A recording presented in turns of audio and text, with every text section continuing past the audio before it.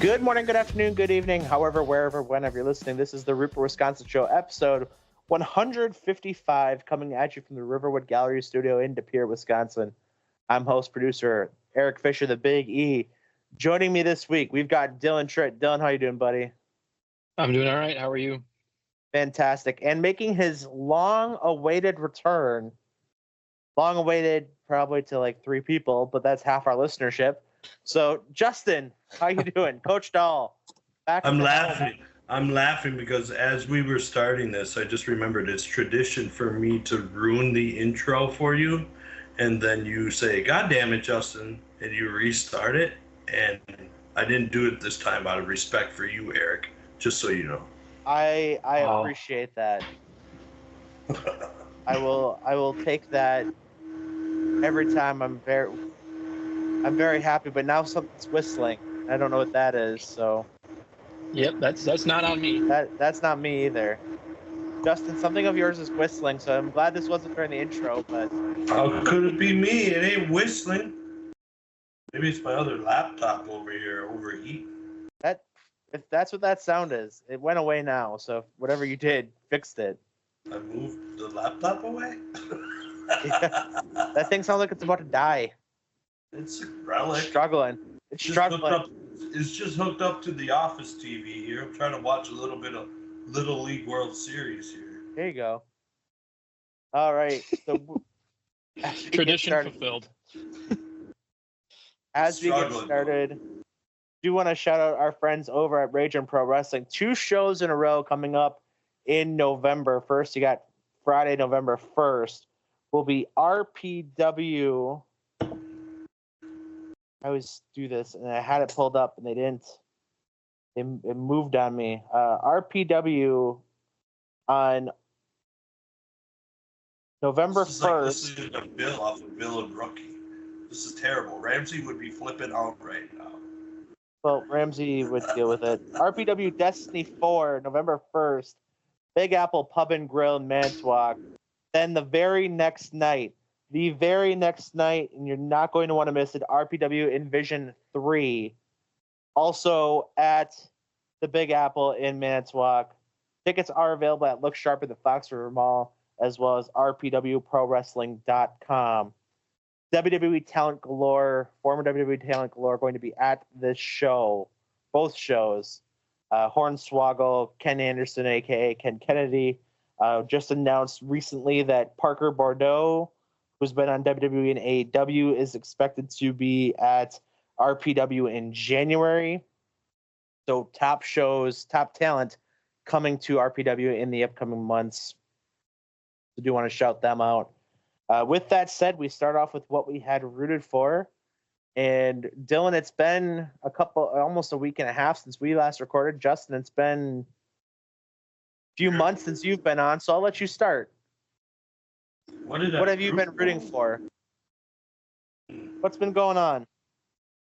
Preseason football started, right? Like, it's football season. High school football teams have kicked off. I've entered retirement in the coaching ranks of high school football, but still very much around it. Love it. I have picked up a side gig, Eric, of chain gang employee for the O'Connell football team. So $35 a game. What a whopper that is, right? Like, Cash, beer money. Man. Yeah. Cash is cash. Nothing wrong with that. That's right. But yeah, that's good stuff, Justin. What about you, Dylan? What have you been rooting for in the last week and change? Mostly it's just been Olympics. I've been watching obviously it's over now, but watched a lot of Olympic basketball. I watched as much as I possibly could. So much game. So that it got you sick. Yeah. We'll get into that later. Okay. Yeah.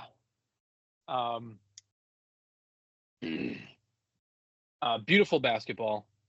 Best basketball I've watched in a very long time. Packers preseason. I didn't get to watch the game. I was busy with a number of things, but from what I see, it went well. Things are looking good.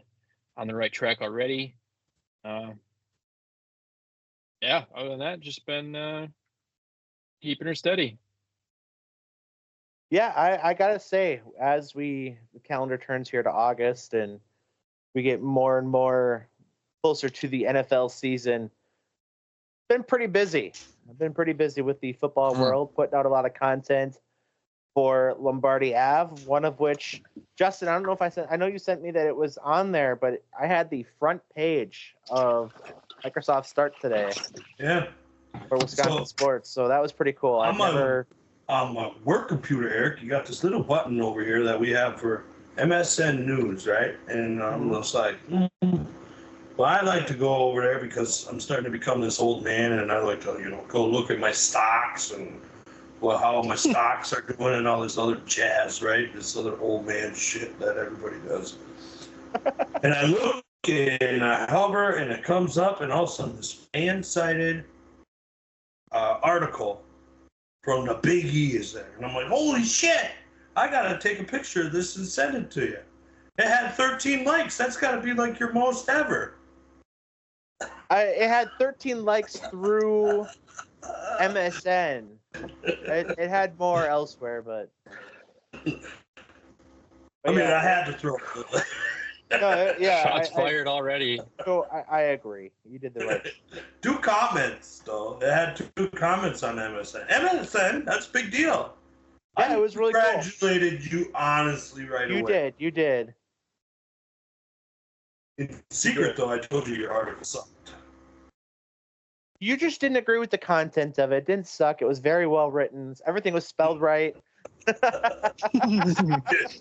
I completely agree with you, Eric. It was a great article. Just I did not like the people.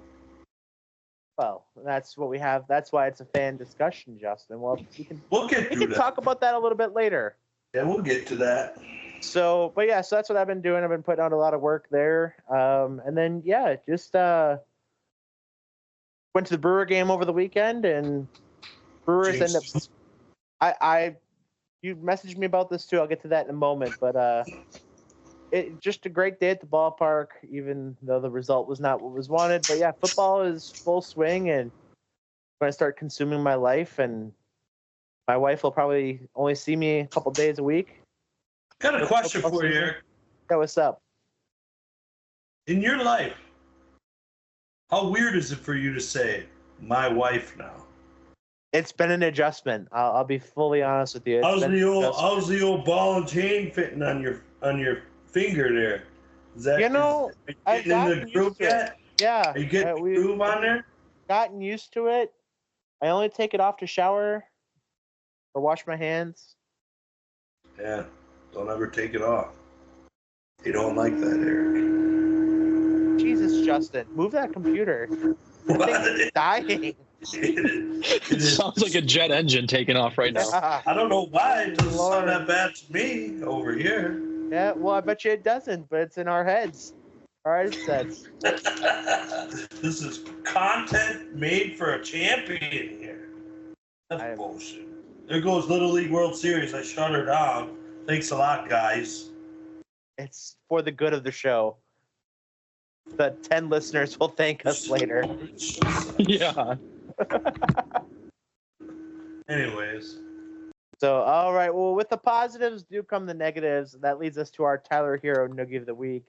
And I'm gonna start with this one from what we were just talking about, a little piggyback. My first Noogie is gonna go to Justin. For calling out, for saying that the Fisher jinx is alive and well. It is! Since I went to the Brewer game and they lost. Well, first, I'm going to say they got crushed. They didn't get crushed. They lost by 1. Against the red-hot Cincinnati Reds team that they took 3 out of 4 from. Ridiculous. They took 3 out of 4 from Cincinnati. You know, Eric, outside of your bachelor party, they lose. You're the only one on your bachelor party because Snoop Dogg was there. I'm 1-1 on the season now with that game. And I got to say, it's not the Fisher jinx because I didn't buy the tickets. They were a wedding gift. Maybe it's Shauna's jinx. I don't think so, but it's very well possible. The games I've gone to with her, Brewers have won more than they have lost. I think they've only lost 2 or 3 that we've gone to. Since you've been married. Since we've been married, you are correct. They are 0-1. So you didn't only jinx the Brewers, you jinxed Sean. I don't think that's correct either, but again, so that is by Jesus Christ, Dylan. That's even on here too. We are going to have the most. Really? We are going to have an ASMR style podcast. We've got you scratching your head. You've got you scratching your head. We've got Justin's jet engine laptop. Justin's jet engine laptop, which probably is going to deserve a key in and of itself. Don't use it much in the office anymore, Anyways, so what's your other noogie, Mr. Noogie? I'm gonna go with the whole, and I don't know enough about it, but the whole situation with the medal in the Olympics of who, like the Jordan Childs thing. Just give the dude the medal, Like, why are we fighting this for? That's a guy, isn't it? It's a chick, I believe. Oh, well, either way, give the person. Dude's an intergender term. That's true. That's true. A floor routine? So the situation basically was she did her routine and she from what I understand, she was given a score that her coaches thought were too low. So her coaches appealed it, and she got a extra amount added to her score that bumped her up to the bronze medal. But then, so she went through the whole medal ceremony, got her bronze medal, whatever. But upon a further investigation, they found that her coaches submitted the appeal, I believe it was 4 seconds too late. So they disqualified the appeal and took her bronze medal away. And that's so stupid. Those are rules, though.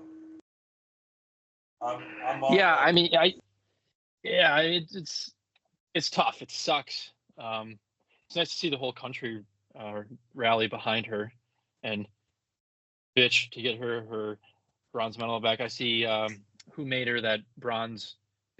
Was it Flava Flav? Made her that big, huge, like I did not see fake bronze medal. Awesome. It's like a bronze, huge watch that she wears on a chain, covered in. I don't know what it's covered in, but it looks cooler than the medals, in my opinion. But it's a principle thing, though, is what I'm going to say. It is a principle. It does suck. It does suck, but yeah, it's tough one. All right, Dylan, what do you got for noogies for us, or noogies? I gotta be careful because I'm giving my noogie to Boston Celtics fans. I gotta be careful because my fiance is from out there. Does she have people that listen? On the line. No. Fuck them. Yeah, but I don't want to get hurt. Is she a Boston Celtics fan? Maybe. Is she a Celtics fan? I don't know. Fuck them. I should preface it by I used to be. I used to be because Kevin Garnett was one of my favorite players. So when he was in Boston, when he was a Celtic, I was a big fan of them. But just this whole Jason Tatum will get revenge, will avenge you for not getting very many minutes during the Olympics. I've never seen a group of people actively want Team USA to lose because their guy isn't getting playing time when they already have 2 other players on the roster that are getting great minutes, productive minutes. So yeah, I'm giving it to them. I'll elaborate further if you want. I gotta say, Tyrese Halliburton had the best reaction to it, because he didn't play many minutes in the Olympics either, and he instantly took a selfie with his gold medal and said, when you didn't do it, well, not an exact quote, but when you didn't do anything on the group project and you still got the A. Well, I believe it came out that he had some sort of injury that was preventing him from from playing, and obviously, they're playing in a tight game against Serbia and a great gold medal game against France. So why would you play probably the last guy on the roster anyway if he's healthy? But why play him if he's injured? Yeah, no disagreement. I'm just saying. That's the attitude to have. It's more about the gold than a dude playing or not playing minutes. Like you don't see 76ers fans bitching about Embiid not playing. In fact, I think they were more for it because he sucks. I'm surprised he made the team. I think everybody was. I think he was. He obviously yeah. No, he deserved to be on the team. I think he's a fantastic. Oh, I basketball thought we were player, talking about Embiid. I think Embiid was surprised he made the team. The thing about Tatum is, in crunch time, you want your best players on the floor, and obviously Jason Tatum is one of the best basketball players in the world. But who are you going to sit for him? Are you going to bench Kevin Durant in crunch time? No. Hell no. Are you going to bench your other small forward, LeBron James? Are you going to bench him in crunch time? Not a point forward. Right, but you're not going to bench the greatest three-point shooter in the history of ever. No. The greatest shooter. Hell no. You're like there's a reason he didn't get the playing time, and it just wasn't because he sucked. I mean, he was not stellar by any means, but international ball is a tough nut to crack. It is, and we'll get into it later. We'll talk Olympic basketball a little bit later, but it's just some beautiful, beautiful basketball. All right, Justin, what do you got? I know he's going to. I'm gonna lead off. I'm gonna lead off with a positive first because it should have been brought up, and my mistake it hasn't been brought up. But that last 2-3 minutes of basketball play in the gold medal game by Steph Curry was unbelievable. Like all-time great stuff that will be remembered for ever. Like it was that I could watch the highlight over and over and over and over and over again. People won't understand how great that was just because they're gonna think that because it was France and it was watered down and it's not the NBA. That's wrong. Like that's wrong. This is the greatest basketball out there. So let me start off with that first. But now to the bad side of it. Like, as great of a basketball player as he is, I cannot stand watching him. Even in Olympic basketball, LeBron James is whining and crying and obnoxious to it. That goddamn ref probably speaks German and doesn't understand a word that he's saying to him, but he's whining his ass off to him. He's, for me, as much of a role model and an icon to the game of basketball as LeBron James is. You could be a Michael Jordan person, you could be a LeBron James person, whatever. You have to recognize the fact that you're having that conversation, and he is an all-time great, right? And that he is a role model to kids and exemplifies what inner city kids should be coming out, growing up. Like there's things out there, memes out there about who he is as a person today, and that's what people should strive to be, right? But then you take that and you flip it and you watch him play on the basketball court, and he's the most obnoxious person that you're ever going to watch play basketball. And for me, it gets harder and harder and harder to watch him. But Jordan did the same thing too. They all do. Jordan, go back and watch. They all do. Not to that. Justin, not even close to that level. Justin, Eric, go back and watch. Dylan, not even close to the level.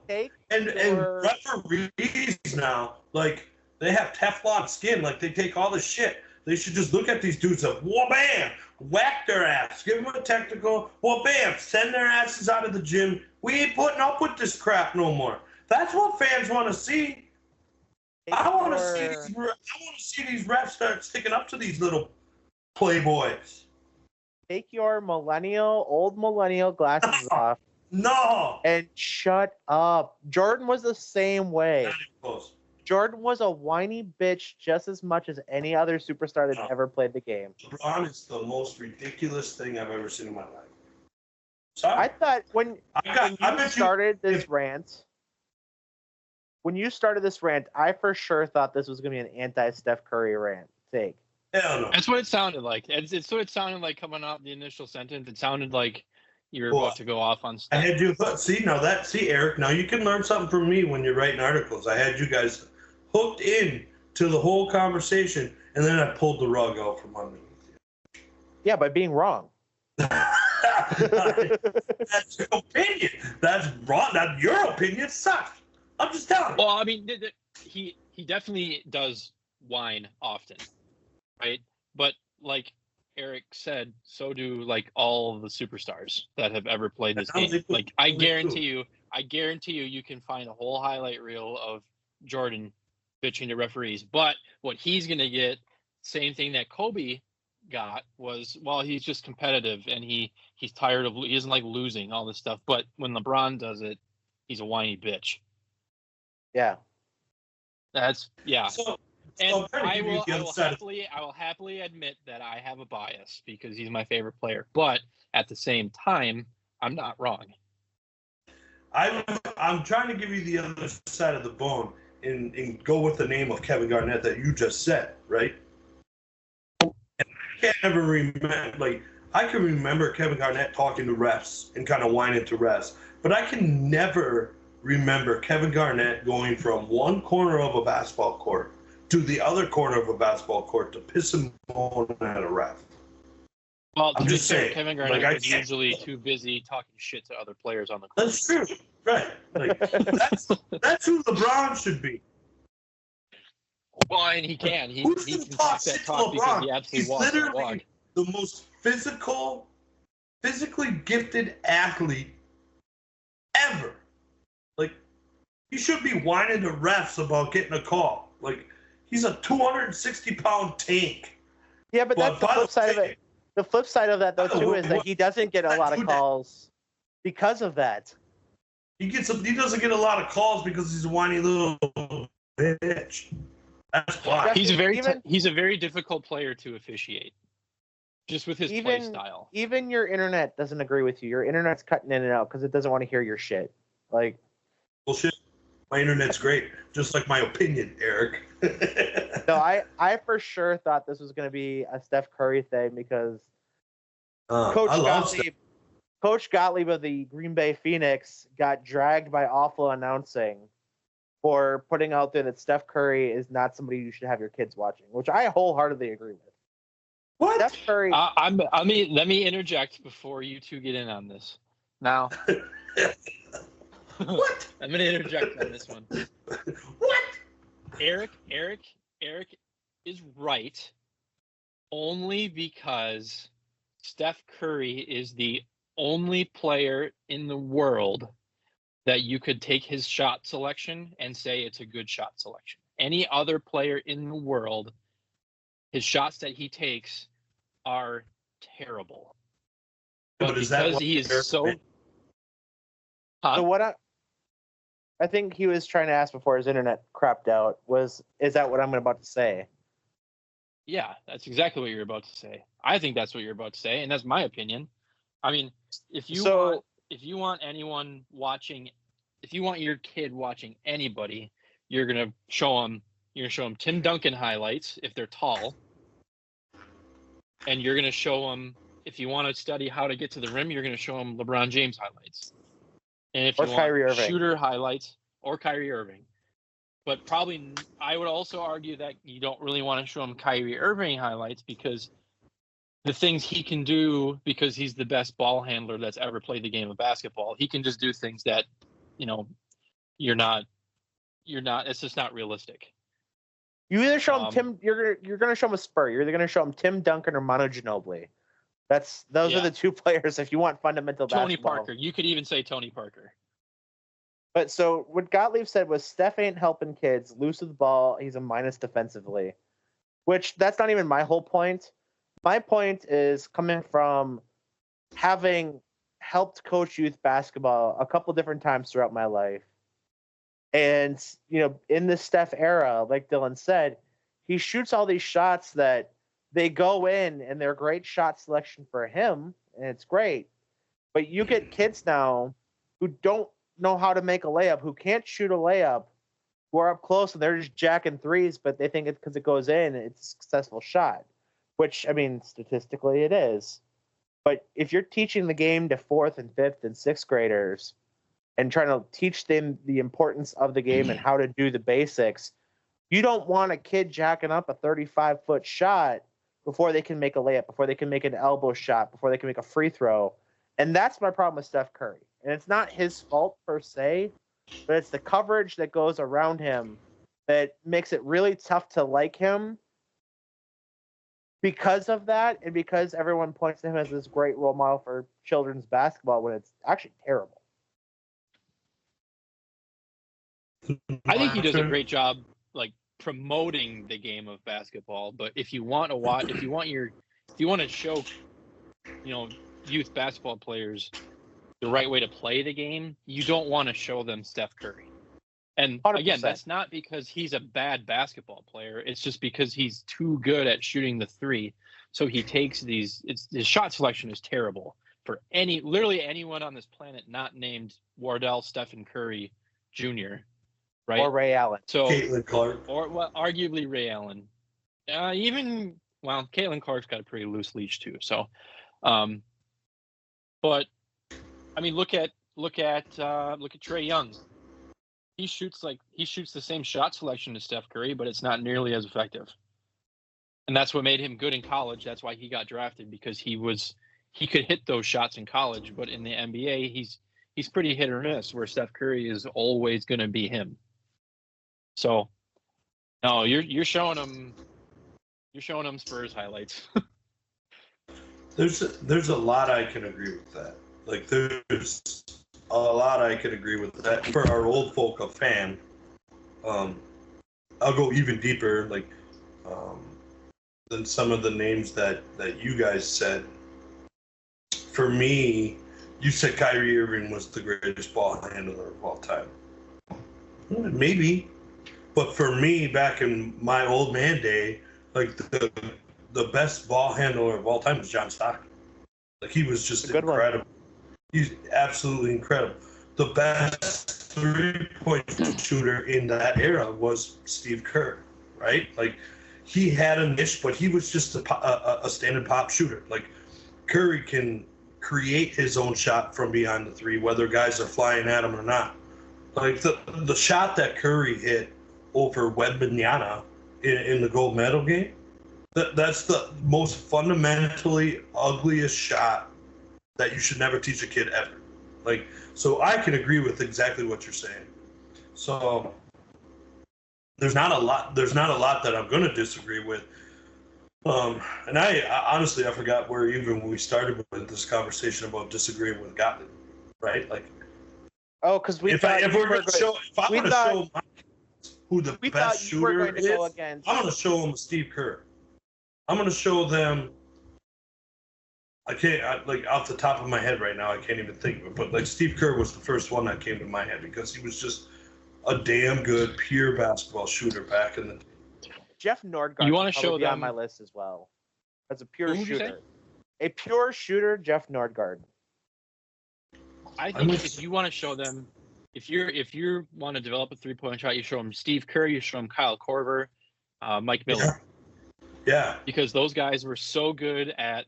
They're not offensively, like, they're not gonna take you to the hole and dunk on you, but Ray Allen. Find the open.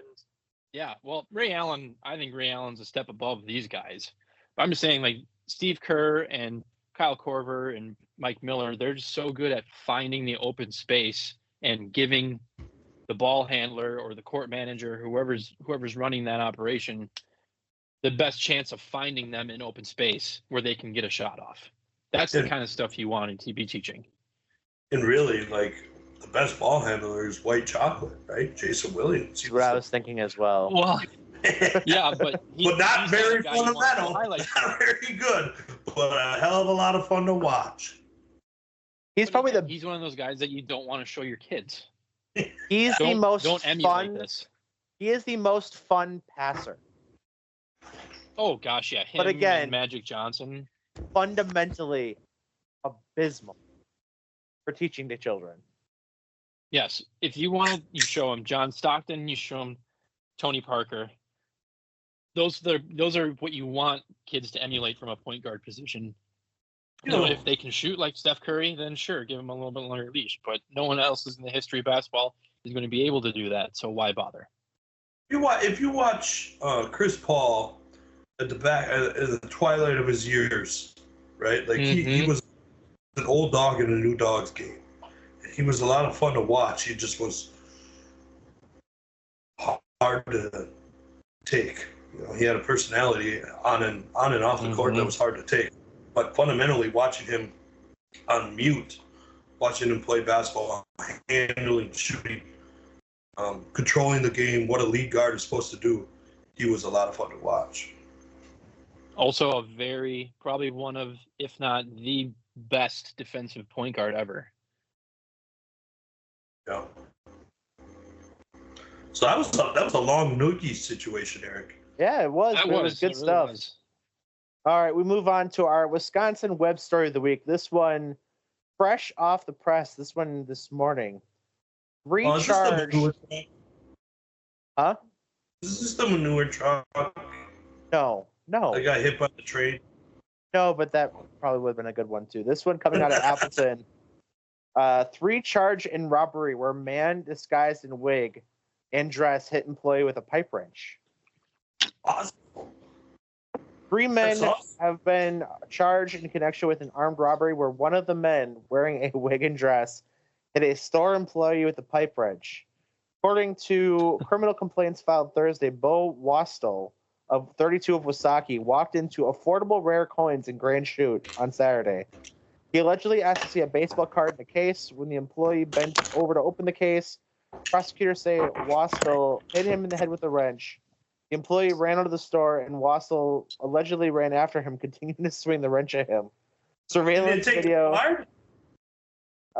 Still working on that. Surveillance video showed Wastel then going back into the store, smashing a display case, and running out with property from the case. After police issued a news release, they said several tips led them to Wastel. In an interview, they said that Corey Schmitz introduced him to Michael Thorpe, who've all been in there as well. Told Wastel he had a lick that was going to be easy, and that they would get approximately $15,000 in goods. Thorpe told police he pawned his coins using a fake ID and received $300. All 3 face charges of armed robbery, substantial battery, intended bodily harm, criminal damage to property. But that is our Wisconsin web story of the week. What an idiot. What else do you say about that? What an idiot. Yeah, pretty much. Good story, Eric. Fuck, it sucked. That story sucks. That guy's a loser. People from Milwaukee, they're all right, but that one's not. That guy needs to take a hike. Well, it sounds like he will be likely doing some time to think about his actions. Armed robbery for $300. What a bunch of idiots. Anyways. Yeah, there's a lot of different things you can do for $300. A lot easier. None that I want to talk about.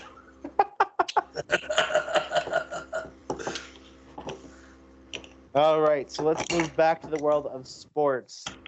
And starting with the Milwaukee Brewers, still in first place in the NL Central by 9 games after today's action. 9-game lead. They did win. From behind win. A 6-4 victory. Win goes to Brian Hudson. Loss goes to Daniel Hudson of the Dodgers saved to Devin Williams, who once again struck out Shohei Ohtani to end the game. Really, that Shohei is incredible to watch, isn't he? I call him Shohei Ohtani, and I was thinking about this today because as I was seeing some of the highlights. Shohei Ohtani is so incredible because he's so talented. He's got there's one pitch that he fouled off, falling away from the plate because he was so far ahead of the Devin Williams changeup. He was falling away from the ball or from the pitch and from the plate, and still hit the ball about 375 feet foul. I don't know, you got to have amazing torque in your body to do shit like that. And he'll do stuff when he strikes out. He struck out today. I think he either popped out or struck out last night to end or in the ninth inning last night. But he'll do stuff, and then you'll say, he's so talented that you can say, he looks so bad in this at bat. But the next time he's up, he'll do something that's so historic and so incredible. And that's what shows just how talented and how good he is at the game of baseball. But the Brewers do, like I said, they get another win today, so they split the series with the Dodgers. Would like to note, Eric, that you weren't at the game today and they won. I was not at the game today. That is indeed correct. Yesterday. Interesting. I was not at the games on Monday and Tuesday, and they also lost those though. So. Well, yeah, but that's because the jinx was wearing off yet, and now it's gone. They've washed it away from AmFam Stadium, Oh. The jinx has left the building. Gotcha. Brewers do improve to 69-52 on the season, a 9-game lead over Cincinnati and St. Louis, 10.5 on Chicago, and 12.5 on Pittsburgh. They are currently a game behind Philadelphia now for the 2 seed, which is the main first round bye in the National League playoffs. All right. I want to ask a good, hard question here. Okay. What percentage in confidence do you have that the Brewers are going to finish this thing off and win the Central? 9 games up at almost the midpoint in August. You're the baseball expert here. Yeah, to win the Central, obviously there's no such thing as a sure thing in sports or in life for that matter. But yeah, I would say, sure, in death. I would say with 99% security that they end up winning the Central. They are, the way that they've done it, and here's what I'm going to say. The way that they've done this throughout the full season and have done it with what can be described as inferior pitching. They've done it without the superstar Christian Yelich. He's been on the IL a couple times. Rhys Hoskins didn't necessarily live up to expectations, but he's been very streaky, which is very on par for him. The Brewers, Justin, and this is why I'm so confident.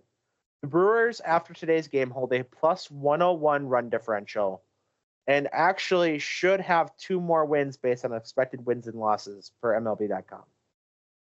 So they're not; these aren't fluke wins. I look at, St. Louis, who is as few as I believe the closest they've gotten was 5 games back. Aren't they minus 50 or something on that? St. Louis is minus 63 in run differential. Their expected win-loss.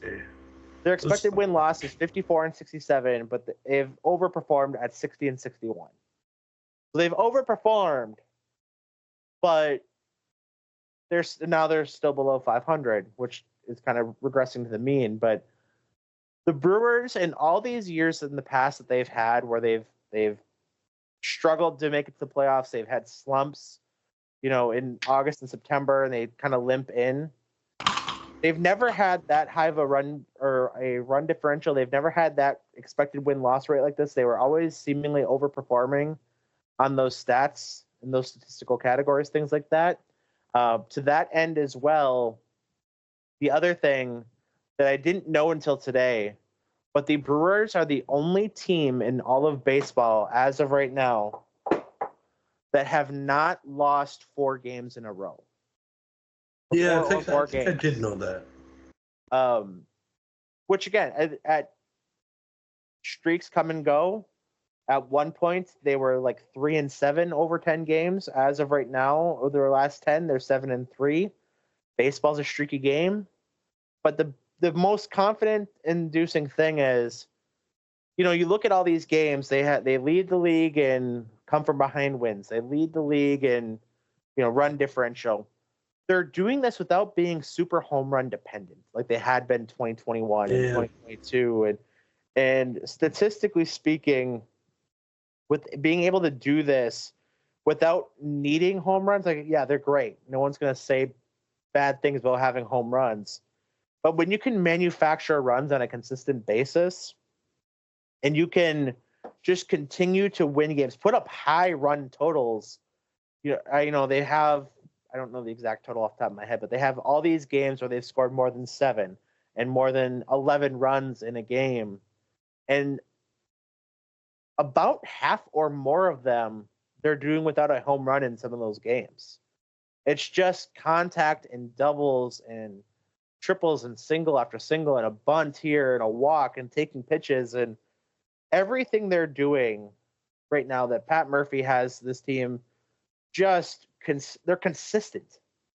That's going to lead me into my next question, Eric. And sorry, Dylan, you can answer this too if you have an answer, I guess. How much do you think, with everything you just said, how much do you think the difference in this team compared to the past teams is Murphy compared to Council? So obviously I'm not in the clubhouse. I'm not, in the locker room or anything like that. I can only gather what people who are reporting and talking about and what I see with my eyes on the TV, right? And when I go to the stadium a couple times now and things like that. But the difference to me, everybody always talked about how loose the Brewers have been, how, they've always been a pretty fun-loving team. They've always had a couple goofballs, things like that. But this team is different in the sense of they still have a lot of fun. They're a bunch of goofy guys, but there's an intensity with it too. I mean, we saw how many times in the first month and a half of the season that they were emptying benches, or a couple months of the season. It was the first 2 or 3 months of the season. So you're seeing they should do that again, by the way. I agree. But you're seeing intensity with it. So I don't, I heard Chuck Friedman, who does the Locked On Brewers podcast. He's a Wisconsin broadcasting legend, a great human being. He did a Twitter Spaces with Bart Winkler one afternoon, and I was able to listen to some of it. And the way that Chuck was talking about this year's team is that they're more intense, but even the clubhouse feels looser. Like, it's not, I mean, Craig Counsell, one thing that he would do is he would be so analytical on his game plan. And it was so, numbers based. It didn't ever really have the feel for a baseball game. Like, it was never riding the hot hand. It was never, looking at a matchup. It was so by the book of this percentage and, this matchup of this percentage and this guy's, he faced this guy once in Little League and he saw 6 pitches. So if this guy has 12 pitches in the game, whatever. It was so to that level that guys, yeah, it was a very loose clubhouse. It was a very fun environment as a whole. But I think there's just enough of a difference this year. And again, I can't pinpoint it. I don't know if it's Murphy or if it's maybe the impact of Ricky Weeks, which I never thought I'd be saying, or if it's a little bit of both, or if it's just the kind of that giant middle finger that the Brewers have seemed to really have all season. I mean, everyone expected them to suck. You lose Craig Counsell, you lose Corbin Burns, and they just said, fuck it. Stearns, too. They said, fuck it. We're not going to let this be the expectation. We're going to go out here and compete and be at a top level. And once again, one of the best teams in baseball. Doing the most with less, always. They are. And from a statistical point, Contreras still playing at a very high level, not necessarily an MVP level like he was the first month and change of the season. But I tell you what, you get these young guys who came up through the minors together. This is where, baseball is draft and develop and not, doing the quote unquote Yankee method of just buying players and bring them in. This is where that pays off because you have such a base right now. You have Bryce Terang, you have Sal Frelick, you have Garrett Mitchell, who's playing really well. You have Jackson Chourio, who's hitting 274 on the season, who started his first 50 games. He was hitting under 200 and is leading the team. He's second on the team in averages among qualified hitters. He hit his 15th home run today. And not to Braylon Allen this thing, but the dude is 20. And he's come up with all these guys that, they have a bond. They came up through the minors together. A lot of these guys were, these were top tier guys for the most part. But who wasn't a top tier guy? Blake Perkins. Blake Perkins was the forgotten part of this that outlasted Joey Wiemer. And Joey Wiemer got sent to Cincinnati. Blake Perkins, Jake Bauers, he's been a journeyman. Joey Ortiz was kind of the forgotten part of the trade for Corbin Burns. It was all the focus on DL Hall. Nobody thought that Joey Ortiz was even MLB ready, and he's been playing at an incredible level. You look at, Andrew Monasterio, who drives me insane watching him because he's so damn inconsistent sometimes. But the guy comes up in clutch moments. Gary Sanchez, same thing. Gary Sanchez, the fact, and I said this in our episode last week, which was our first one after the trade deadline, it pissed me off the Brewers didn't move one of their three catchers they have on their active 26-man lineup because none of them have minor league options. So you're rolling with three catchers right now. One of which, you can rotate them at DH so you can play two of them any given day. But you're rolling with three catchers and you can't really do anything with them unless one of them gets hurt and goes on the IL.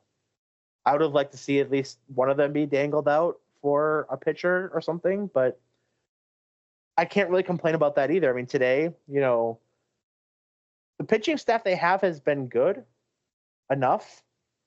And I think sneakily underrated. Freddie Peralta has been a little disappointing for what he was supposed to be. But haven't they had the most players make starts the whole year? They have set a franchise. I don't know where they lead or are in terms of the MLB. I'm assuming that they probably do lead. But they have definitely set a franchise record for most players with a start in a game. I couldn't tell you what the number's at now. I know I believe something it's crazy, 18 or 19. But again, you look they almost put you out there to start for them, Eric. They might as well at this point. But no, it's just one of those where they're doing, like you said, more with less, but they're all contributing. It's not like one guy. It's not, if you'd have told me coming into the season that Colin Ray would be the most or the highest winningest pitcher on this roster, I'd have called you nuts, or I would have expected that we sucked. Colin Ray, who when he started his first game last year, if I'm not mistaken, he did not have an MLB win since 2016 or something like that. It was something insane. And he is 10-4 this season. It's a great season. It is. 3.72 ERA, 128 innings pitched, 103 strikeouts. Incredible numbers. But when you put that in perspective of, it's not the Corbin Burns who's having a great year in his own accord. You're doing it without Brandon Woodruff, who's out all year injured. Your bullpen is made of guys that, you ever see the first major league where they're compiling the roster. And who the fuck are these guys? That was the majority of the bullpen. I still don't know all the bullpen guys right now, other than Devin Williams. And then because he just came back off the IL, and he has been electric since coming back. I mean, the dude is one of the best pitchers in baseball for a reason. He's got a new hand, doesn't he? Like he's from punching a wall. He's got like this biotic hand or something. He must. Bionic, not biotic. What an idiot. But yeah, it's so the long answer is they're consistent. They're playing at a high level. And it's a little bit of everybody too. So to win the Central with a 9-game lead with a month and change to go, I feel pretty confident. I'm sure they're going to have at least one or two more roughish patches, but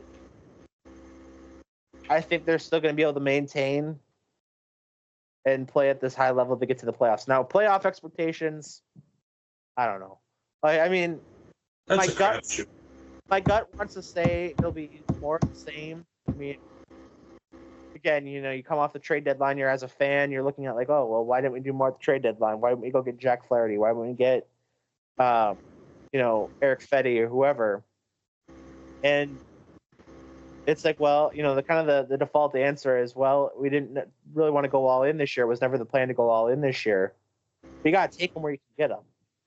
But the fact that they didn't, and there is still arms in the minor system, specifically one Jacob Mizorowski, who is one of the highest rated prospect pitchers in all of baseball right now and sitting in AAA. There's a lot to be excited about where I don't think this is a one-off thing. And for what it's worth, I think he might be a September call-up and make some noise on this roster as well yet. So I think they've got horses. I mean, they're playing with the big boys. It's not like they're slouched in the division standards either. But when you look at like the Phillies and the Dodgers, they just split with the Dodgers. So one-word answer, Eric. Okay. One-word answer. Sick of all your long-winded answers all the time. God damn it, Eric. One word. Do they win the Central or North? What is it? The Central still? Central. The Central by more or less than 9 games? Probably less. I think it'll probably be 7. Dylan?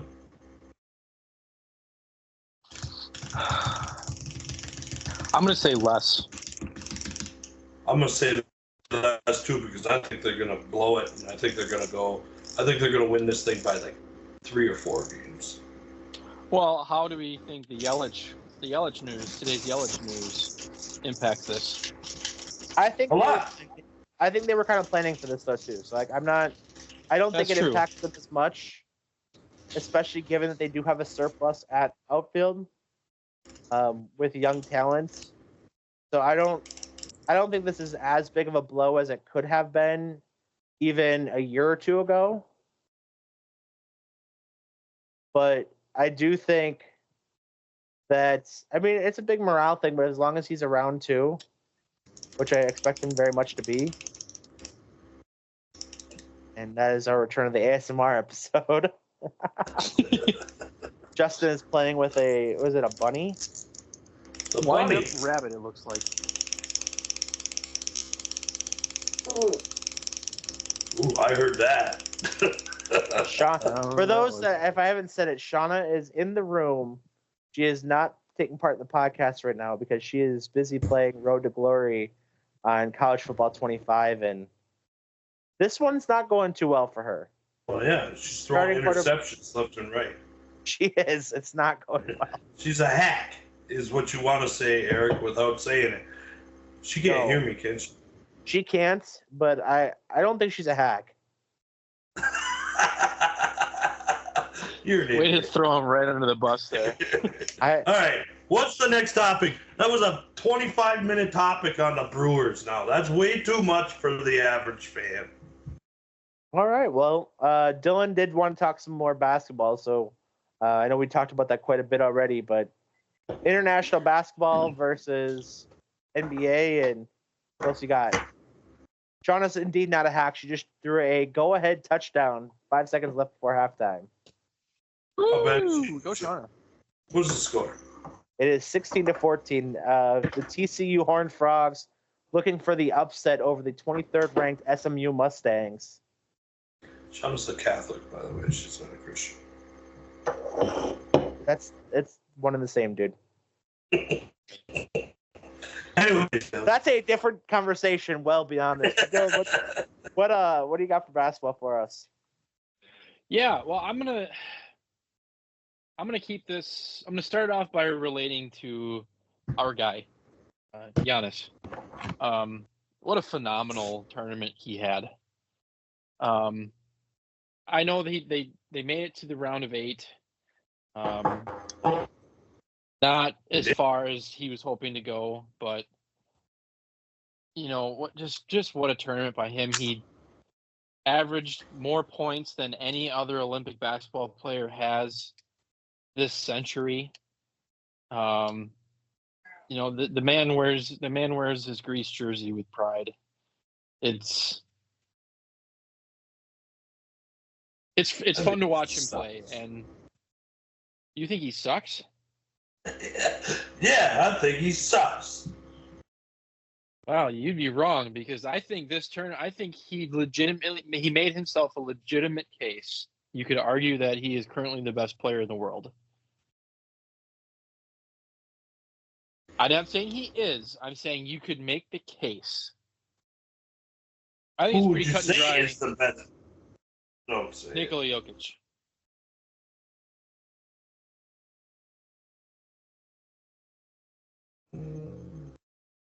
I'm going Nikola Jokic is the current best player in the world. There's a few players you can do that to. I would take Giannis over Nikola Jokic. I'll tell you that. I would too. The problem though is Giannis can't shoot. Like, he just cannot shoot. Like, you can't be the best player in the world if you don't have the most well-rounded basketball game, individual game in the world. But he is a little bit of the same as LeBron. He's just a big, muscular dude that just goes to the rim. Like, he never he is a minus on a jump shot. He is a minus from 18 to 23 feet away from the rim. He's like, he is only good from 5 feet in. Like, so you can't, to me, in my mind as a coach, you can't tell me that he's the greatest player in the world today if he doesn't have the most well-rounded game. I didn't say greatest. I said best. There's a difference. Okay, sorry. And I say that to me, it's not the same thing. The reason I say that is because let's compare him. I think Nikola Jokic is probably consensus best player in the world at the moment. So let's compare him and Giannis. I'm just going to chime. Just one chime. I think Nikola Jokic gets a bad rap. And from me, I think he gets a bad rap because you just watch him play. He just looks like a lumbering idiot out there. Like, he plays so slow. And he's hard to watch. But, like, if you watch him in a... Like you would watch him and you would recognize him in a men's basketball league on a Sunday night. I'm done with my rant. You can go. But I would agree. He's a fantastic player. He's a fantastic player. For sure. Well, Giannis is probably, comparing offense, he's probably, scoring wise, they're equal. Yeah. Passing wise, obviously, Jokic is. What's that? How they do it is not, though. Scoring wise, yes, but how they do it is not. No, but let's circle back to that in a minute here. Okay. Passing wise, Jokic is by far and away better than Giannis. It's not even close. It's not even an argument. So I'm going to say Giannis is probably 85 to 90% the offensive player that Jokic is. Because Giannis can still go out and give you 35 a night if he needs to. But where Giannis shines is he is not Jokic is not anywhere near the defensive player that Giannis is.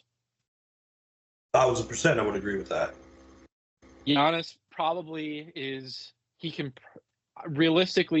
probably guard 4 positions. He just can't guard that quick point guard. Mm-hmm. But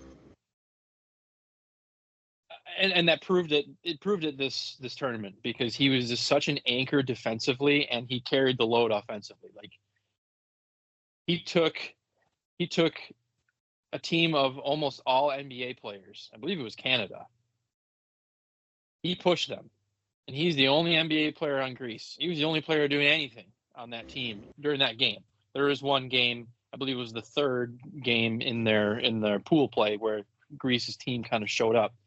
But otherwise, it was just Giannis being Giannis. So I think this tournament. Sorry, go ahead. Didn't they start off 0-2? I think so. They did, but they won a game, and some other pieces fell into place where they made the round of 8 anyway. Yeah. But it just he's a phenomenal basketball player, and I want to get back to that offensive thing. And you said he's a one-trick pony, basically, which isn't necessarily false. But at the same time, what is the highest percentage shot in basketball? Right. I'm not going to disagree with that. Other than the free throw, right? It's the layup. It's the dunk. Yep. And he's like Shaq. Giannis is a modern-day Shaq. That's what he is. Sure. He's a Shaq. He's an Orlando Shaq. That's what he was. What he is, rather. To argue against that, there's not anybody. I don't think you or I would sit there and say at the time that Shaq was the best player in the world at Shaq's prime. No, but you could make the argument. Like Giannis has a legitimate argument to be the best player in the world. Because who you have for the last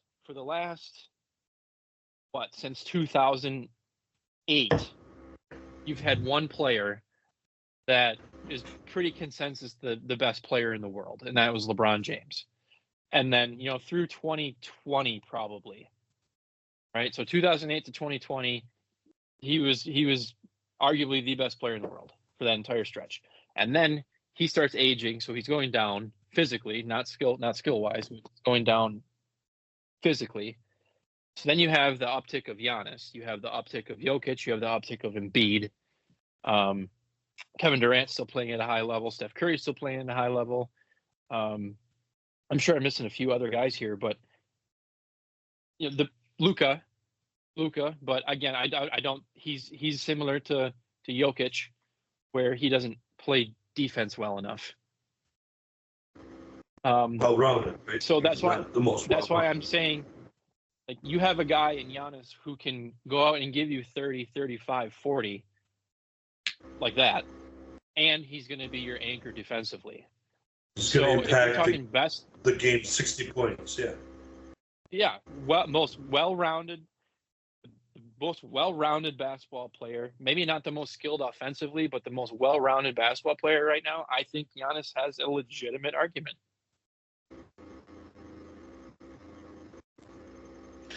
So I started it off with saying that, I think Giannis sucks. That obviously that's a little tongue in cheek, right? Like he doesn't suck. Obviously, I think he's easily. I don't think there's an argument of whether he's top 2 or 3 players in the NBA, and it's probably going to be that way for, I don't know, maybe 4 to 5 more years, right? I think he turns 30 this year? 29, 30? I still think he's got 4 MVP caliber seasons in him. I really do. But that's always going to be. through December. He'll turn 30 in December. Okay, that's what I thought. Yep. Okay. So that's always going to be the argument against Giannis, right?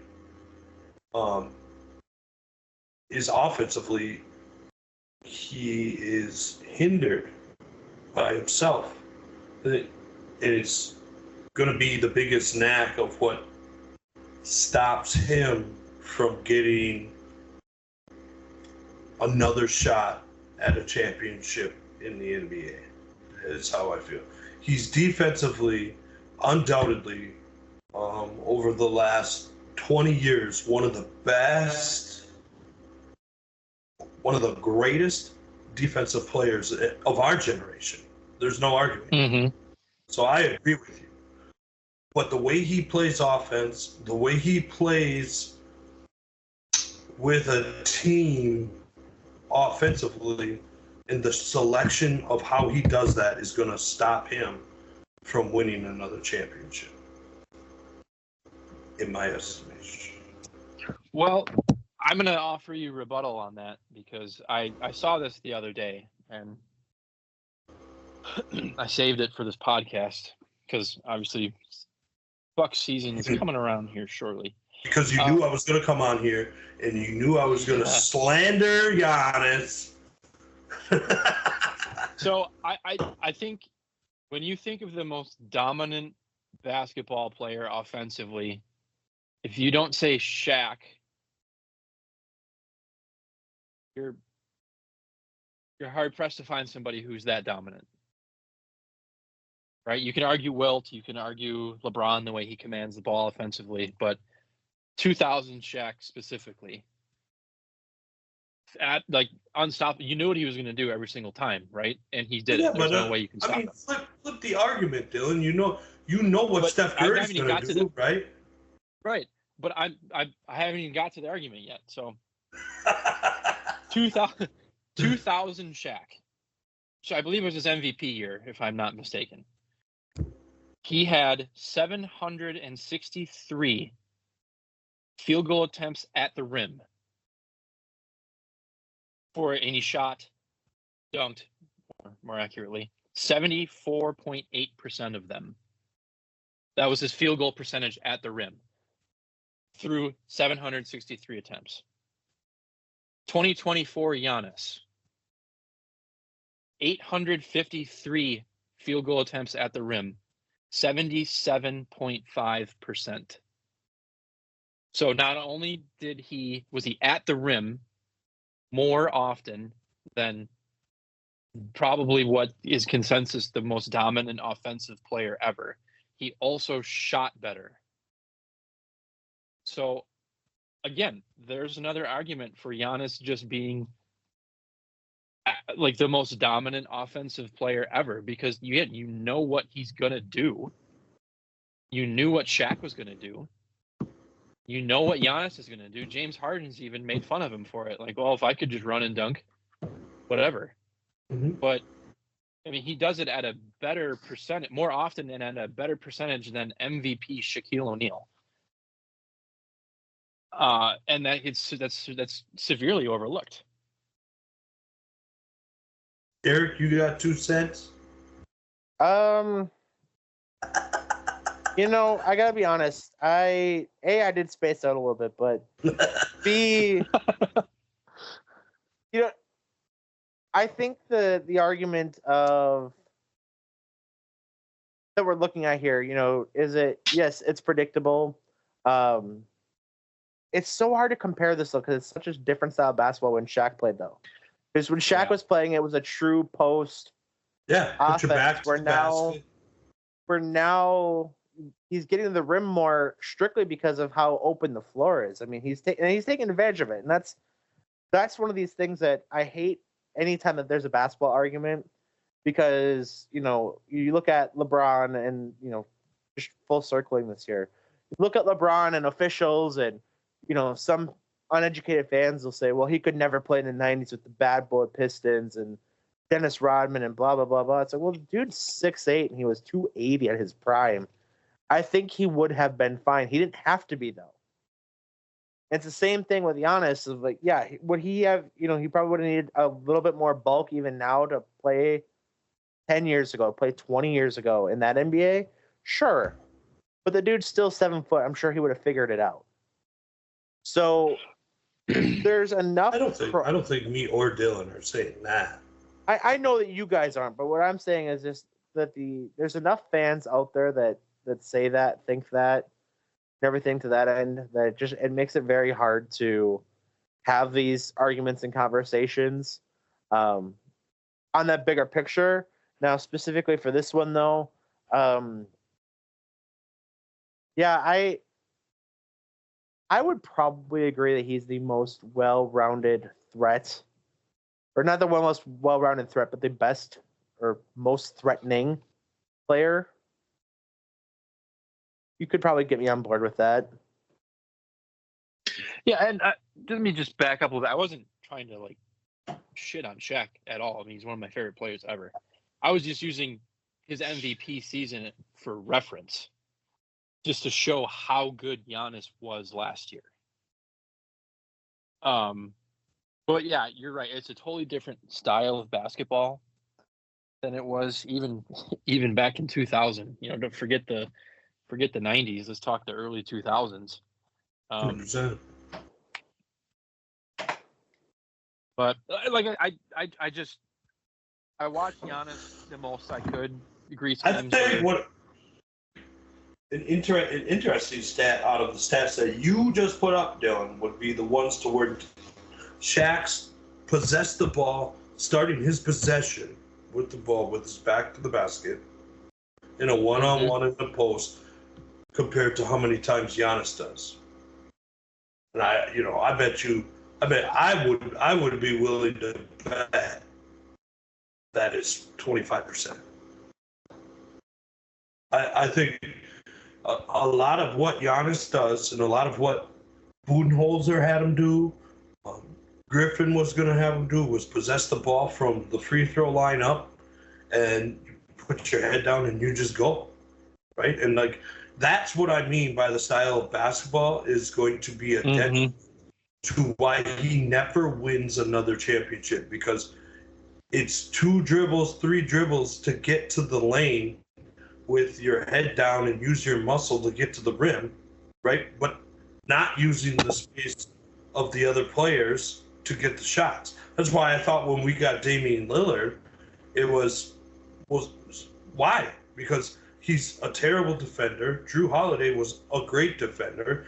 And if you're going to have an MVP caliber player like Giannis doing what Giannis does, Damian Lillard serves no purpose outside of bombing threes from the logo, right? So it's just a bad match. And if you don't surround him with defensive players, let's just say Greece, right? If Greece had some solid NBA caliber defenders, they probably are playing for a medal at least, right? Because this is what Giannis is.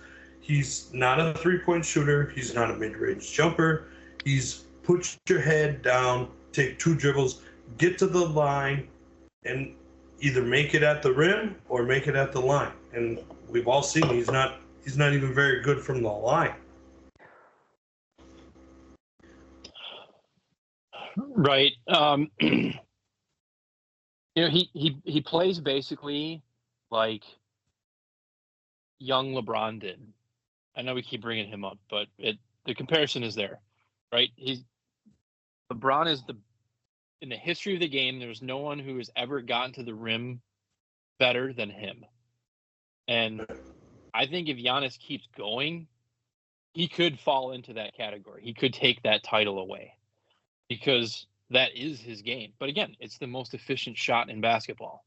When you're 7 feet tall and he's got to be 270, 280 probably. Eric's going to look it up right now. I'm going to look it up. I'd put him at 260 to 280, somewhere in there. He's quick. He's not slow by any means. His arm, he's got those go-go gadget arms. Yeah. So here's the opposite side of that. He is listed at 243, by the way. No way. 243. LeBron evolved his game. Like Dirk, a 7-footer that was playing small forward back when 7-footers didn't play small forward, evolved his game. You know what I mean? Like Giannis has been this since he was 17 years old and came to the NBA. So that's he's not evolved. He hasn't needed to though. It's like he's like Shaq. Shaq didn't need to change his play style because there's nothing you can do to stop him. There's absolutely nothing you could do to stop Shaq in the early 2000s other than have 5 big men on your team to just hack the shit out of him. And that's what you basically have to do with Giannis. You know what he's going to do. You know he's going to try to drive. He's going to drive left. He's going to spin to the right. He's going to put the ball up too high for you to reach it, and then he's going to throw it into the rim. That's what he's going to do. And you know it. Other teams know it. And he still averages 30 a game.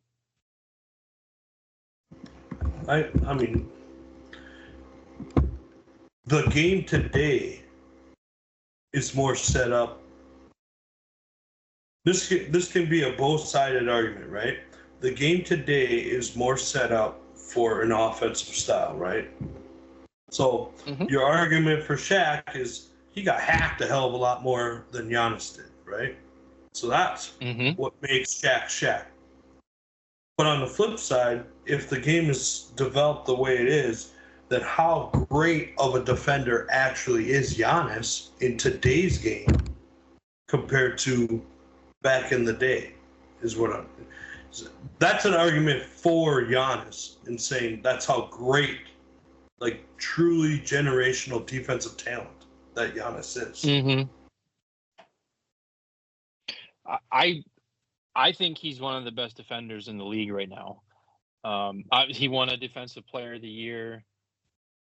Was that 18? Was that 19? Hold on. Giannis was the NBA's Defensive Player of the Year 2020, actually. Oh, really? 20? Okay, well, that's fine. Take that back. But so still, he's a Defensive Player of the Year in the last 4 seasons. And he's had arguments for it the last couple as well. Like he's always in that conversation. As he should be. 4-time All-NBA Defensive First Team in 2019 to 2022. He's All-NBA Defensive Second Team 2017. So, I mean, career-wise, for that most part, from 2017 on, he's been a defensive force. Minus last year. I'm sorry, I must have missed that. For some reason, my camera took a crap here. But how many times did he win Defensive Player of the Year? 2 or 3? One Defensive Player of the Year in 2020, 4-time All-NBA Defensive First Team, and a 1-time All-Defensive Second Team. All right. Right. So he's not just he's a historically great defender. I would agree. So that's again back to the first statement I said when we switched to basketball here was I think that is what gives him an argument because he's 85 to 95% the offensive player that Jokic and Embiid are, but he's a much better defender than both of them. So if I was picking between those 3, I would, even bias aside, I would be picking Giannis. Because the defense. Yes. Because I'm going to get I can make up that other 5 to 15% of the offense. I can make that up with other players. But you're not going to make that. You're not going to hide that defense. Because you're going to take a guy like Jokic or Embiid, where Embiid has spurts where he can, he blocks some shots, but he's slow. Laterally, he's terribly slow. Jokic is the same thing. And Giannis can guard, arguably, he can reliably guard 3 through 5. And if you need him to, he could probably guard 2. So.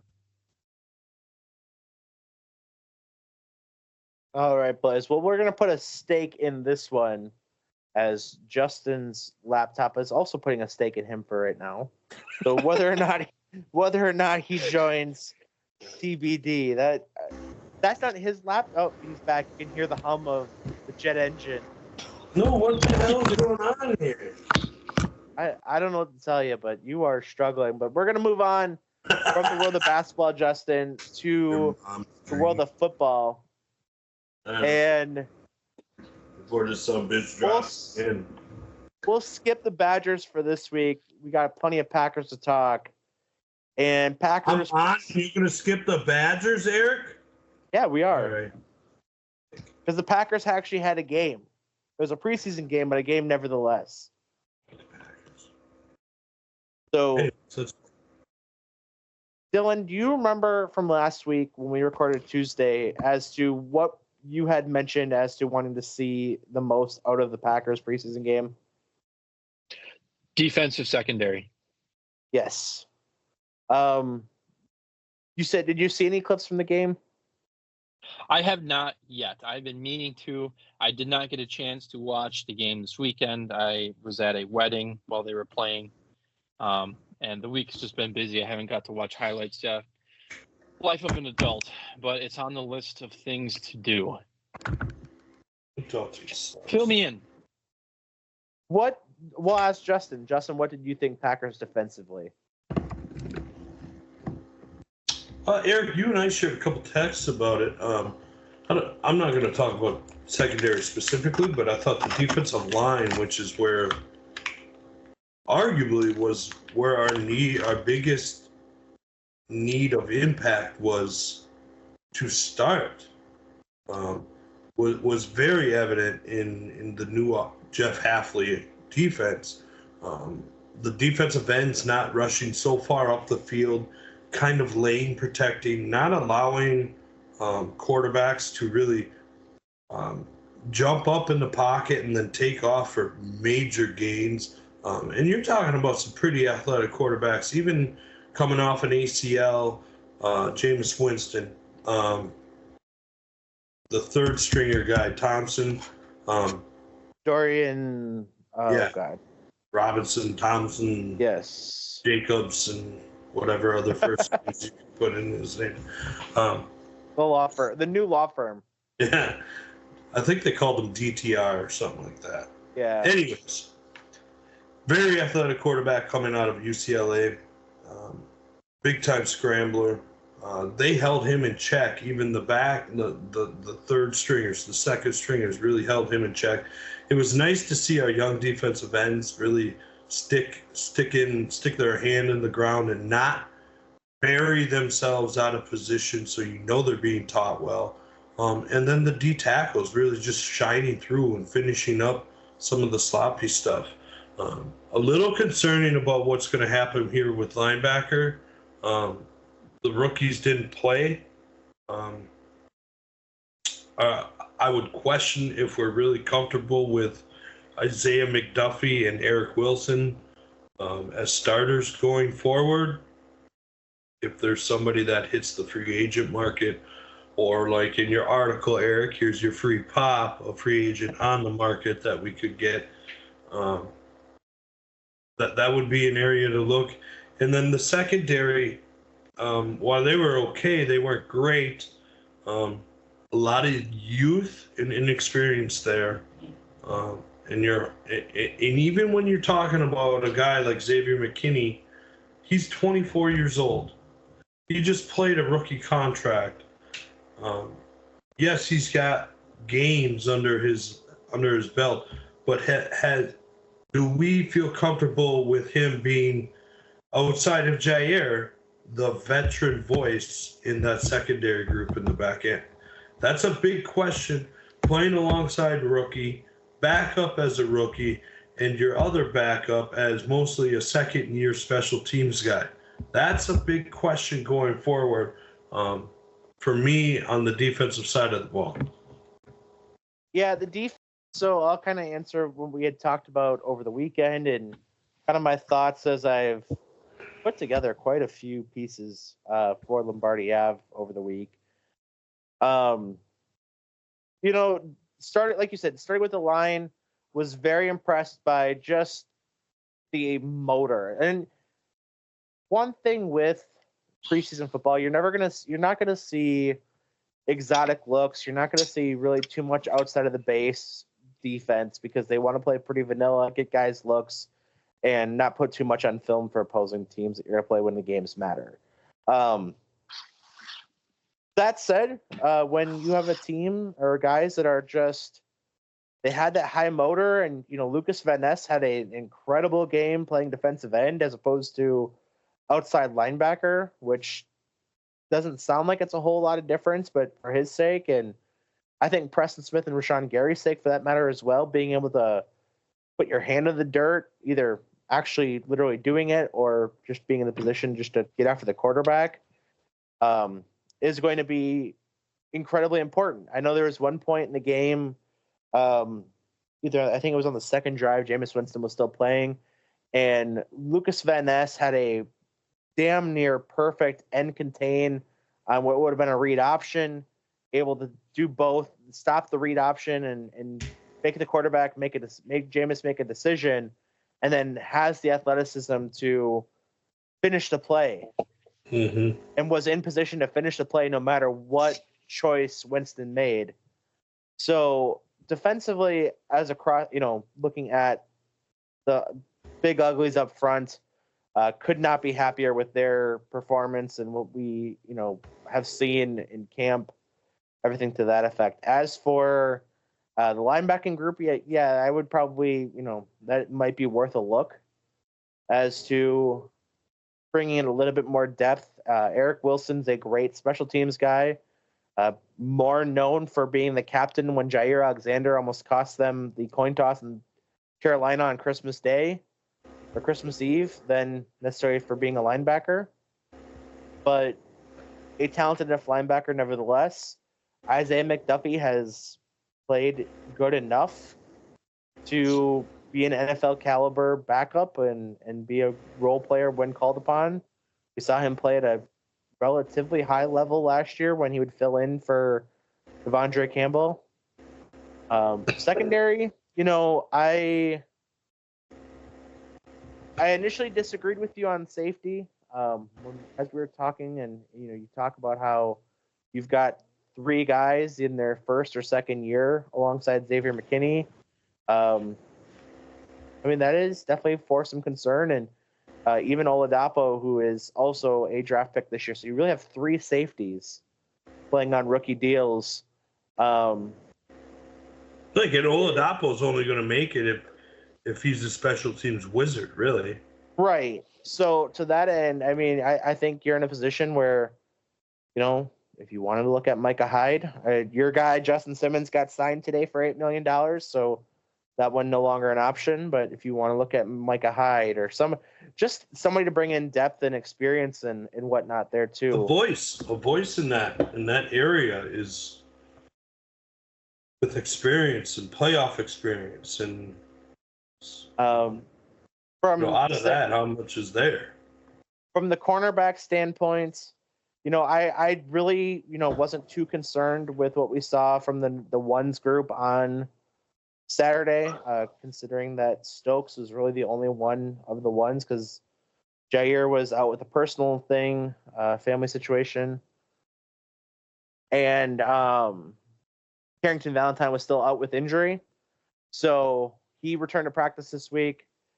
So not overly concerned with that group as it stands right now, but it's one of those that if there is a serious injury that happens, you're going to notice it a lot quicker than you'd like to, unless you do go bring somebody in at that group. I don't feel worried about the cornerback group at all, to be honest with you. When you had Valentine and Valentine play the way they played last year, they kind of give you a solid depth of four, and whatever you could find as a fifth and sixth guy there is kind of just some love on the end of it, to be honest with you. Yeah, and I think what you're going to get out of either Keyshawn Nixon or Kalen King playing in that nickel/slot corner role, I think you're going to get a lot of mileage out of that guy, whoever it ends up being, or if you kind of roll with both. That's the beauty of the Halfley defense. It's technically a 4-3, but in reality, it's a 4-2-5 that you can kind of roll with Kalen King, or even if you get the right look and the right opponent, you could have Bullard step down into the slot as a nickel safety linebacker hybrid, and Williams over the top. You can mark the words. They're going to draft a guy like that next year, and a guy like that is Hunter Waller. Very well could be. That's not even a homer take, but that's exactly the kind of. It was a little bit of a homer take. Well, the name itself, but the position group. Yeah. Absolutely. I mean, that's a guy that. I mean, Cam Chancellor was pretty revolutionary in that position for what the modern NFL kind of considers a safety. That's a good one.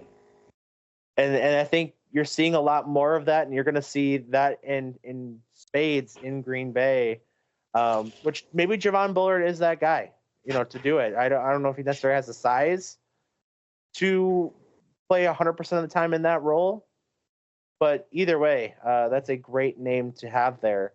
I did want to ask you, Justin, and I know we kind of talked about it a little bit with my latest article, but your thoughts on the backup quarterback play, and how telling this weekend against Denver is going to be. It's going to be the answer. It's going to tell you exactly what you need to know. Because I don't know that they go to week 3 with the same guys and not try to steal one of these veteran quarterbacks that are on a roster, specifically with low cap hits and maybe a 1-year tender. I think what they more likely do is they cut their ties with Clifford. They sneak Pratt onto the practice squad, and they go and get a vet. The Packers, while they're the youngest team in the NFL, are in a unique situation with their money. I think maybe, was it you in your article stated that they're $22 million under the cap, Eric? That was not mine, but okay. Well, I did read that somewhere, and it's 22 mil, right?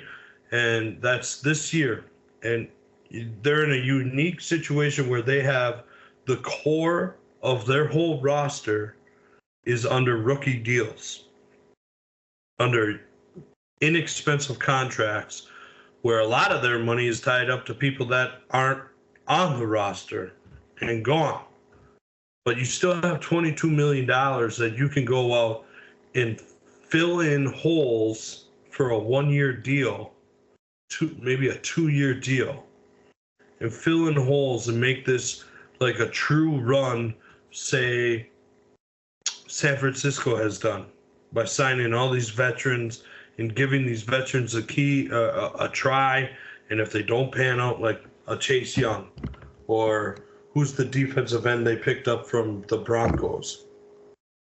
Oh, I know exactly what you're talking about, but I can't think about that. Arden Key or something like that. So go and attack a situation like that.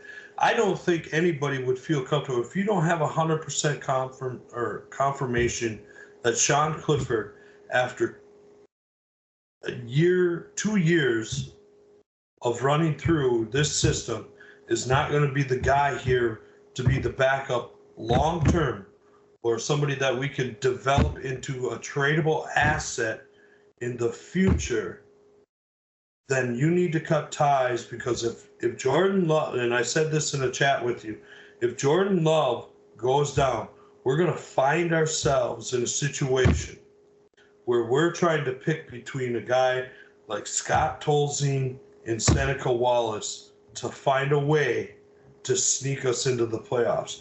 And I don't think any fan with the amount of leverage, the amount of momentum that we've gotten after getting rid of Aaron Rodgers, after getting rid of David Bakhtiari and some bad contracts and some bad juju around the team, I don't think anybody's going to feel good about it if we just kind of wash the season away and sit with $22 million on the cap and not go after a veteran quarterback that could at least get us to the show. Yeah, that's the interesting conversation of the whole thing, right? I mean, I think Sean Clifford probably got a shittier rep than he might have deserved when he was playing with the ones in camp. I mean, that's a tough situation to be in as, you know, a guy who was known as a project guy. That's the reality of what he was. He was a project guy when they drafted him. He was overdrafted in the 5th round. And that's exactly what I was going to say. Is they did, you know, debatably overdrafted him, you know, by scouts rankings and whatever. And you had him, and I mean, he played admirably last preseason. He did enough in his couple games he played in the regular season. He made 2 appearances last year in the regular season. Threw 1 pass for 38 yards, I think, against Minnesota in that thrashing out on New Year's Eve on Sunday Night Football towards the end of the season. But, I mean, as a whole, yeah, he got roughed up against the ones defense, and it's been pretty tough sledding for him since then on social media and whatnot too. But I think the odd thing is you can't see anything about Michael Pratt at all. You don't see anything much online. I mean, I wouldn't have been surprised if it would have been all Sean Clifford this last Saturday, and they're trying to stow the guy on the practice squad. And the fact that he ended up playing the better part of a quarter and a half and is likely he got some work with the twos this week, might get some starting type reps with the twos offense this week. But I think it's going to be very telling on how much run he gets this Sunday when they play in Denver as to if the team wants to stash him or if it is truly a competition for QB2. Yeah, I mean, I feel the same way about linebacker, though. Like, we should be attacking a true 4-3 linebacker, an athletic 4-3 outside linebacker that in a pinch can sneak out to the slot and cover, or cover an athletic tight end, which is the way the world is going now. I feel really, really, really worried that we've got 2 rookies in camp now that aren't healthy. And last year, this year, the 2 guys that we're starting right now that are projected to be starters are 2 special teamers last year. And while Isaiah McDuffie is admirable, I feel better about him as our 3rd linebacker or the first one to come off the bench than I do about playing Eric Wilson at all. So there's another position where I could see if we have a veteran out there that's waiting for a contract, let's sign him for a year. And if he does it, like the guy you named, Shaq Leonard, he was what, 29 years old? Yes. That's in linebacker years, that's probably a long tooth, you know, in today's age. But if he's got a year, 2 years left in him with great play, there are 3 holes along this whole thing. You listed offensive tackle, and I would highlight that is always, the offensive line has always been an area where the Packers have exceeded in playing young guys and developing. All the other ones, besides the Mike Holmgren era, like quarterback, we have not developed great since then. Linebacker, not really great. Like A.J. Hawk was a top 10 pick, right? Top 5. Top 5 pick, not a Hall of Famer, right? And then they've done an okay job on the back end at safety because you took guys like Micah Hyde and Adrian Amos. Yeah, Nick Collins. Nick Collins was the high draft pick, though. 2nd round, I believe. So the three positions that I would feel like we need to attack a veteran in would be backup quarterback, linebacker, and safety. All right. Well, to wrap this Packer conversation up, Packers play in Denver this Sunday night. A little prime time, dinner time football for all of us on Sunday night. And we'll go around the horn here. First of all, Packers are 7-point underdogs with all, if not, or most, if not all of their starters expected to be on the bench. So first, I'm going to say, I'll give it to Dylan because it's been a while since he talked. But Dylan, first of all, do you think the Packers cover the 7 or even possibly win? And what position or positions or what are you most watching in the game? Well, I will definitely be watching this one. I will have time. I will have no excuse to not watch it. So I'll be in front of the TV for it. I'm going to say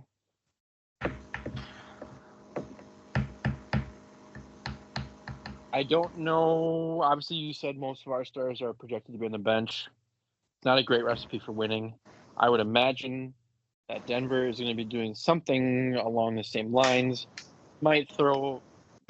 Either team might throw their starters in for a possession or two just to get them some reps. I'm going to say at the very least they cover.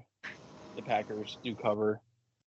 Optimistically, I'm going to say Green Bay pulls it out. I'm going to say it's a close one, somewhere between 3 and 7. All right. And what are you most watching, either position or any individual player, however you want to answer? Go ahead. Well, I'm just based on what you guys are talking about. I'm going to be interested in watching Sean Clifford. I'm going to see. He didn't have a terrible game. He threw an interception against Cleveland, but I mean, what was he? He did not throw an 18? interception against Cleveland. Oh, it was a fumble. Was it a fumble? He did fumble, but they did recover. He did not lose the fumble. Gotcha. Okay, I must have looked at the wrong column or wrong turnover column. Obviously he's fighting for that number 2 spot, so hopefully he gets out there and he shows some stuff. All right, if Justin's done doing construction, Justin, what do you? First of all, 7 points.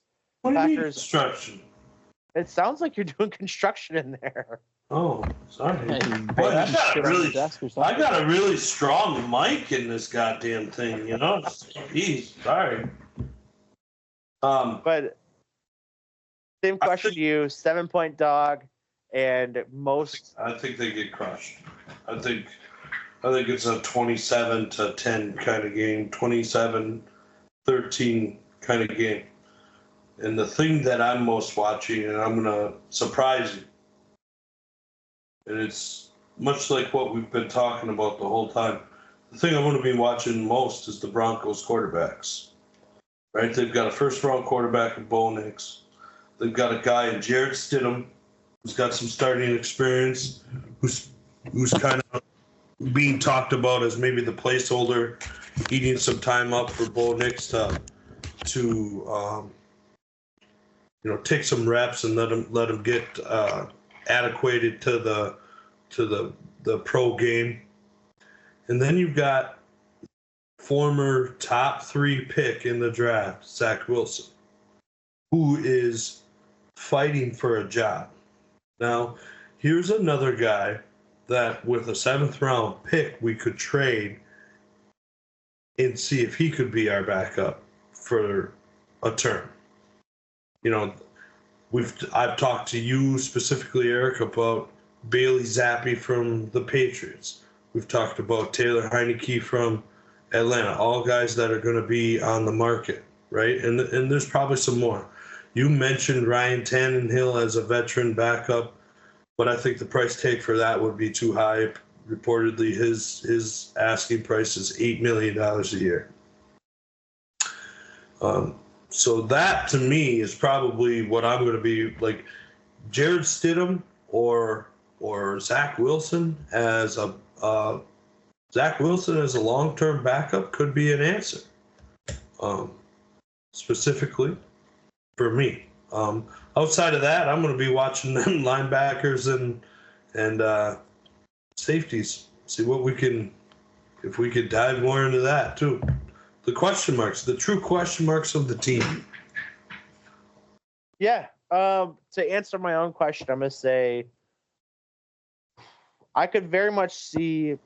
No, my prediction is going to be I think that Denver is going to cover that, and that they're going to win by 7 or more. I'm kind of with you, Justin. I think Denver's in a position where they have to figure some shit out, and they're going to have their offensive starters playing, whether it be Bo Nix or kind of going with figuring out if it's going to be Jarrett Stidham or Zach Wilson as their maybe place term starter, or if it really will be Bo Nix winning the job. It very well could be any of them. And I think Green Bay is going to have a lot of guys out defensively as well as offensively. So I don't know if it's going to be as explosive. I could very much see this though, as a Michael Pratt or Sean Clifford coming out party. If they're going to have one, it would be this game. And I think Sean Clifford's smart enough to read the room and say, hey, I've got this rookie breathing down my back. They clearly didn't believe in me last year because they went and took another guy. And, what are they going to, is he going to be in a stash position, or are they going to look to see if he can actually win the job? I was very impressed watching him on Saturday. Do I feel the utmost confidence if something happens to Love? I don't know. I haven't seen enough of him yet to answer that fully. But the group that I'm going to be watching the closest is running back. And That's a good answer, Eric. That's a very good answer. I'm very curious. We know Josh Jacobs won't be playing. Matt LaFleur said the starters are going to rest, and the main role players are going to rest. And there's one role player / borderline starter that I don't know if he knows his role yet, and I don't know if the team knows his role, and that's A.J. Dillon. Now, not to give myself another selfless plug here, but I will. I defended him today, saying I think he's a lot better than people give credit for. I think the statistical issues that people criticize him for mostly aren't his fault. I think he could do some things to improve that, maybe running a tad bit lower. But at that point, it's kind of nitpicking when you're getting hit. Last year, his worst season in the NFL, when you're getting 1.7 yards before contact, there's not shit you can do with that.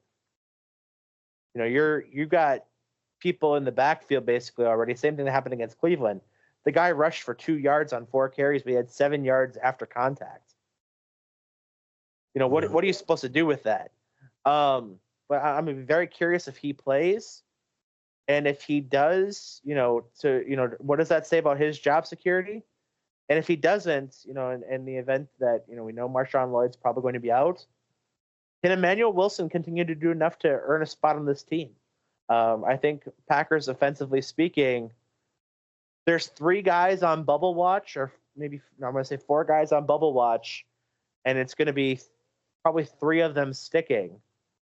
And it's going to be 3 of these 4, either Emmanuel Wilson, Tyler Davis / Ben Sims, and then whoever wins out the 6th receiver spot, either Malik Heath or Grant DuBose, who had a hell of a game on Saturday. I was just going to say that, Eric. You're stealing the words from me. So, I think I like what you get out of Ben Sims more than Tyler Davis. I think Tyler Davis is so limited to special teams, where at least Ben Sims can give you some work offensively. So I don't necessarily think that's as much. But if you go a 4-person battle for 3 spots, Emmanuel Wilson, Grant DuBose, Malik Heath, and Tyler Davis, who's going to end up stealing that last spot? I don't know. My gut says right now it very well could be Emmanuel Wilson, and then it very well could be one of, maybe I don't think it'll be both receivers. So DuBose is kind of the hot hand right now. Malik Heath has a lower ceiling but a higher floor, I think. And Tyler Davis. I just want to chime in. Like, I'm really shocked. Like, it's not as easy of an answer as let's just, like, A.J. Dillon signed a team-friendly contract. Let's just give him the run as the H-back, which is really what you're going to keep the fourth tight end for anyways, right? Like, Right. he's big. You're really only going to want to use A.J. Dillon in short yardage situations, tap-in time, because Josh Jacobs and Marshawn Lloyd are like two of the same, right? Emmanuel Wilson is a little bit of that, but he's a shiftier kind of guy. A.J. Dillon is a mix between a fullback and a running back, and when you're talking about that, like, he blocks well enough. Like, his pass blocking out of the backfield is pretty damn good. And I think that's why he's earned a second contract with the Packers here. But I agree with you. And I would say A.J. Dillon is also in that mix, but he's also on trade watch too.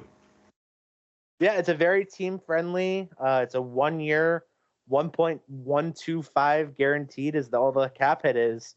You know, if you're a team that's out there hurting for a running back, and you can offer, maybe it is a linebacker, maybe it's like a 5th round pick, but if it's a linebacker or a safety or a corner, offensive line, quarterback, whatever, what have you, you're in a position where maybe you do take that phone call, you roll with three running backs, depending on how serious Marshawn Lloyd's injury is. That's a good point. But nevertheless, we move on, and we'll wrap this episode up first by starting with our ticket of the week for the Ticket Smarter. We're going to go with the Wisconsin Timberwolves, first half champs of the Midwest League, hosting the Peoria Chiefs this weekend for their typical 6-game series that's in minor league baseball. Tickets as low as $6 through the Ticket Smarter app before fees would apply. But you can get $10 off every single order through Ticket Smarter with code ROOTS10, ROOTS number 10, for $10 off every single order you make through Ticket Smarter. Boys, what are you rooting for this week? What do you got? I'm gonna hit you up. I'm gonna hit you with the little Ramsey action. I think this week is gonna be an awesome race week.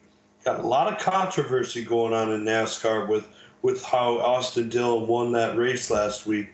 NASCAR took his win away, took the chance. Well, they didn't take the win away. They took his playoff spot away. And so, but you still got a lot of pissed off people at Austin Dillon and how he did that and how he raced. And so I'm looking forward to seeing just a little bit of the outside of the line stuff and how these racers are going to talk to each other and interact with each other. And then I'm also interested of how friendly they're gonna be with each other on the track. Like, Joey Logano and Denny Hamlin both know they've got something for Austin Dillon coming. And how is Austin Dillon gonna tiptoe his way around those guys on the racetrack if he can be around those guys on the racetrack? So there's a little bit of drama, there's a little bit of news. And I'm excited about watching that race this weekend. Yeah, that is a good one. Dylan, how about you? I am excited. Obviously, I just said I didn't get to watch the Packer game last weekend. I'm excited to watch it this weekend. I know it's preseason, but I'm still excited for the opportunity to dust off the old green and gold jersey, throw it on, crack open a cold beer, maybe make some popcorn, sit my ass in front of the TV for a couple hours, and watch some football. The only problem I have is the only 2 Packer jerseys I have are players that are no longer on the team. We'll talk. Packers I can legends make something nonetheless. happen. Well, I'll talk to you about that off air, but I can hook you up. Actually, I don't have to talk to you about it off air. No free ads, but our studio sponsor, Riverwood Gallery, has $50 Packers jerseys. Any name you want. That's not bad. What about the defecator? If you would like to go that route, you can. Najee Davenport. I'm sure you can. You can talk to Mitch. He's a pretty talented guy, and talk to Mel. She's a pretty talented gal. We'll hook you up. My root for outside of the Packers, Justin, you kind of talked about it through the episode. It's the Little League World Series time, man. It's like the coolest thing that those kids get to be on TV and baseball. And it's like the purest form of the game. It's so fun. Always made me jealous that our teams, first of all, never were affiliated with Little League, but also sucked for the most part. Because I would have loved to be, in the Little League World Series. Like that just looks so much fun, and the fields they play on are better than any field that most kids see. Yep. It's so cool. So I'll be probably watching the Little League World Series throughout the weekend when I'm not watching the Packers and watching some other preseason teams. So with that, for Shauna, who is right here kind of playing college football, for Sean and Ramsey not here, for Dylan, Justin, and myself, Eric, episode 155 is in the books. We're out. See ya. Peace. Peace.